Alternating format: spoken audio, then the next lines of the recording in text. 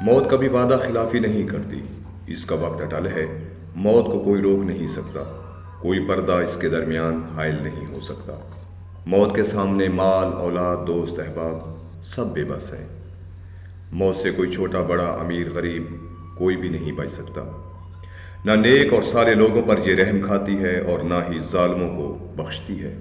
اللہ کے راستے میں جہاد کرنے والوں کو بھی موت اپنے گلے لگا لیتی ہے، اور گھر بیٹھنے والوں کو بھی موت نہیں چھوڑتی۔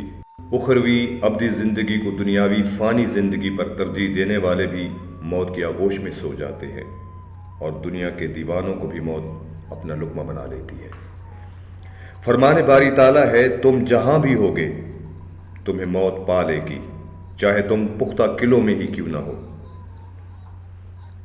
22 رمضان المبارک 20 اپریل 2022 کی صبح کو ہم اپنے والد کے شفیق سائے سے محروم ہو گئے۔ میرے سر پر تاروں بھرا آسمان ہے۔ آسمان پر چمکتے ستاروں میں ایک ستارہ سب سے روشن ہے۔ یہ ستارہ مجھے بہت کچھ یاد دلا رہا ہے۔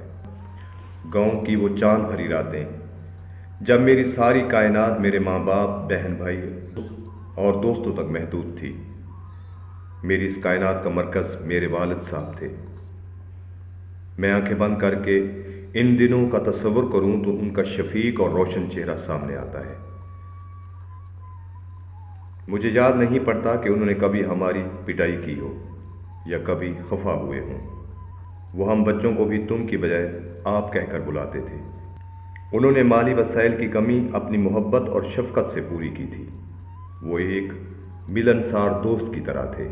اس وقت ہمیں اندازہ نہیں تھا کہ وہ اتنی جلدی ہمیں چھوڑ کر چلے جائیں گے اور ہماری زندگیوں میں کتنا بڑا خلا آ جائے گا۔ خلیل جبران نے سچ کہا ہے کہ محبت کی گہرائی کا اندازہ جدائی کے بعد ہوتا ہے۔ مجھے منیر نیازی کی نظم یاد آ رہی ہے جو انہوں نے اپنے والد کی یاد میں لکھی تھی۔ لگتا ہے کہ وہ میرے جذبات کی ترجمان ہے۔ وسیع میدانوں میں جہاں سے کوئی نہیں گزرتا، وہ وہاں موجود ہے۔ میں جن راستوں پر کسی خوف سے نہیں جا سکتا، وہ وہاں موجود ہے۔ میں نے جن مکانوں میں زندگی کے اچھے یا برے دن کاٹے ہیں، وہ وہاں موجود ہے۔ غیب میں جو باغات ہیں، ابر رحمت جن پر پھوار کی طرح برستا ہے، وہ وہاں موجود ہے۔ کہتے ہیں ماں باپ کا رشتہ ان کے چلے جانے سے ٹوٹ نہیں جاتا۔ وہ اس دنیا فانی سے جانے کے بعد بھی ہم سے وابستہ رہتے ہیں، ہماری پریشانیوں میں ہمارے لیے دعا گو رہتے ہیں، ہماری کامیابیوں پر خوش ہوتے ہیں۔ ان کی آنکھیں ہمیشہ ہماری نگراں رہتی ہیں۔ وہ ہمارے فیصلوں میں غیر محسوس طریقے سے ہماری مدد کرتے ہیں۔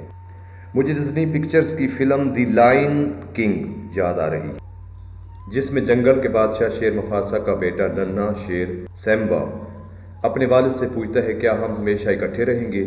کیا آپ ہمیشہ میری رہنمائی کے لیے موجود رہیں گے؟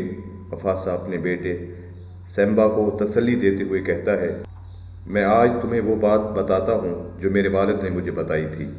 جب بھی تم اپنے آپ کو تنہا محسوس کرو تو یاد رکھنا، وہ آسمان پر تاروں کے روپ میں تمہاری رہنمائی کے لیے موجود ہوں گے، اور انہی میں سے میں بھی ایک ستارہ ہوں گا۔